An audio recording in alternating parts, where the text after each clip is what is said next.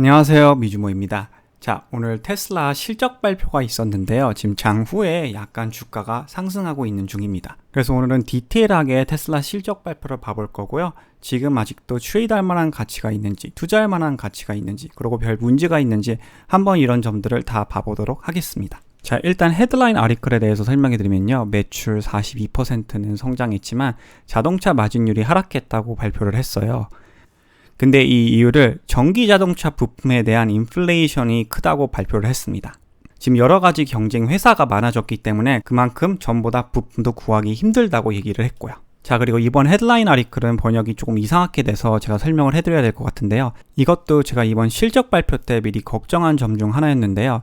테슬라는 비트코인에 대한 장기적인 잠재력을 믿긴 하지만 보유량의 지금 75%를 매각했다는 발표가 있었습니다. 그래서 결국 지난해 비트코인에 15억 달러를 투자했고 제가 알기로는 20억 정도 있다고 얘기를 했는데 그 보유량의 75%를 지금 현금화 시킨 거죠. 자, 그래서 그걸 전체적으로 이제 다 봤을 때 EPS는 예상이 1.81이었는데 2.27이 나와서 제 생각에는 잘 나왔다고 생각이 되고요. 169억 3천만 달러가 나왔기 때문에 약간 예상보다는 못 나왔다고 생각하시면 돼요. 근데 이번 실적에 더 문제였던 게 지금 마진율이 지난 분기에는 33%가 나왔는데 이번에는 28%로 내려갔고요. 1년 전이랑 비교했을 때도 28.4에서 지금 내려간 상태예요. 그래서 이 부분에 대해서는 조금 이따가 더 디테일하게 보여드릴 거고요. 전체적으로 봤을 때 매출 성장률은 지금 꾸준히 잘 유지해주고 있어요. 물론 지난 쿼터 대비 지금 조금 내려간 상태이지만 이어 오버 이어로 봤을 때 작년 2분기보다 지금 2분기가 42% 올라간 걸 확인할 수 있고요. 전체적으로 지금 서비스 레비뉴랑 에너지 제너레이션 앤 스토리지 레비뉴가 조금씩 더 큰 비중을 차지하기 시작했다고 보시면 됩니다. 자, 오른쪽을 보시면 이제 쿼터별 실적도 나오는데요. 이번 쿼터의 EPS가 이제 2.27이 나왔기 때문에 작년 대비 같은 분기를 봤을 때 57%가 올랐고요. 매출도 42%가 올랐죠. 자, 그리고 다음 쿼터에는 가이던스를 지금 수정하지 않았어요. 그래서 다음 쿼터도 68%의 지금 EPS 성장률을 예상하고 있고 64%의 매출 성장률도 예상하고 있다고 보시면 될 것 같습니다. 자, 이번엔 조금 다른 비유로 보여드리면요. 이제 넷 인컴이나 갭 EPS 같은 경우는 90% 이상 올라서 굉장히 좋은 숫자로 보여지고요. 이제 레베뉴 컴포넌트 체인지로 봤을 때 리싱 쪽, 그러니까 차를 빌리는 쪽이 지금 77%가 올랐어요. 그리고 서비스 앤 아더도 54%가 올랐고요. 그래서 이 두 컴포넌트가 작년 대비 지금 잘 올랐다고 보시면 돼요. 아직도 근데 차량 세일즈가 80% 이상의 매출을 차지하고 있다고 보시면 됩니다. 그리고 차량 배송과 차량 생산도 전체적으로 매출 흐름이랑 지금 비슷하게 움직였다고 보시면 될 것 같고요. 자, 그리고 몇몇 중요한 뉴스도 말씀해드리면 앞으로 50% 이상의 차량 배송을 연마다 계속 유지할 거라고 얘기를 했고요. 그리고 많은 새로운 프로덕트가 지금 만들어지고 있는데 이 프로덕트를 서포트할 현금이 충분하다고 얘기를 했고요. 그리고 앞으로 소프트웨어 릴레이티드 프로핏도 증가할 거라고 발표가 있었고, 그리고 사이버 트럭도 지금 예상대로 프로덕션 준비 단계에 있다고 발표가 있었습니다. 자, 영업이익도 88%나 증가했고 전체적으로 차징 스테이션과 서비스 로케이션도 잘 늘어나고 있어요. 그래서 큰 문제는 없다고 생각이 드는데 역시나 마진율이 지금 내려간 걸 확인하실 수 있죠. 그래서 조금 더 큰 그림으로 지난 쿼터랑 비교해드리면요. 이번 쿼터에는 28%가 나왔는데 보시다시피 지난 쿼터에는 33%였죠. 그래서 이번에는 인컴 스테이트먼트, 손익 계산서를 조금 더 디테일하게 봤는데요.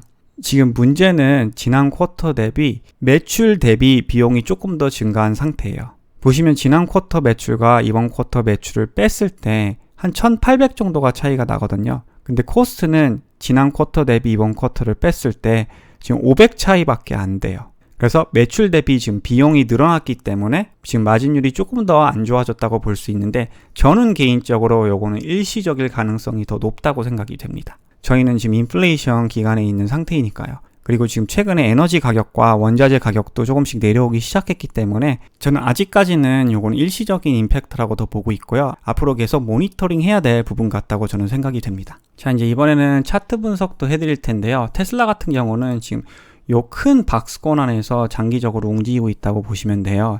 지난 한 10개월 동안이요. 지금 보시면 이 저항선을 유지해줬고 이 지지선도 지금 계속 유지해주고 있다고 보시면 돼요. 최근에 근데 보시면 이 지지선 레벨이 계속 올라가고 있는 상태입니다. 그래서 저는 이 사이에서 움직이다가 결국 돌파하는 쪽으로 방향성이 지금 잡을 거라고 예상하고 있어요. 자, 최근에 사실 제가 저항선을 이렇게 그렸었어요.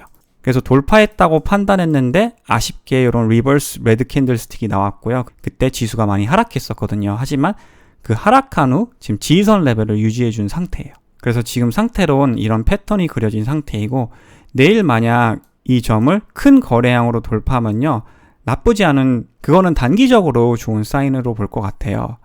하지만 제가 볼 때는 여기서 102동 평균에서 반등해졌고, 이게 지금 크로스오버 되면서 일로 지금 넘어가는 상태거든요. 그래서 이 저항선 라인을 돌파하더라도 저는 일단 단기적인 타겟 프라이스를 한 800에서 820 정도로 잡을 것 같습니다. 참고로 전에도 이렇게 저항선을 돌파했을 때 좋은 큰 거래량으로요, 단기적으로 좋은 결과가 있었던 걸 확인하실 수 있습니다. 그리고 혹시나 이 지지선이 끊어지면서 이제 주가가 하락하기 시작하면요, 저는 장기적인 지지선을 지금 요 레벨로 잡아놓고 있습니다. 한 590 정도요. 이 레벨이 전에 지지선으로 액트했던 장기적인 지지선 레벨이라고 보시면 될 것 같아요. 전 테슬라라는 기업이 앞으로 마진율도 계속 잘 유지해주고 매년 50% 매출 성장률을 계속 유지해준다면요, 지금 발류에이션으로도 크게 떨어질 것 같지 않고요, 계속 이 발류에이션 레벨을 유지해주면서 주가가 앞으로 계속 우상향할 거라고 일단은 보고 있습니다.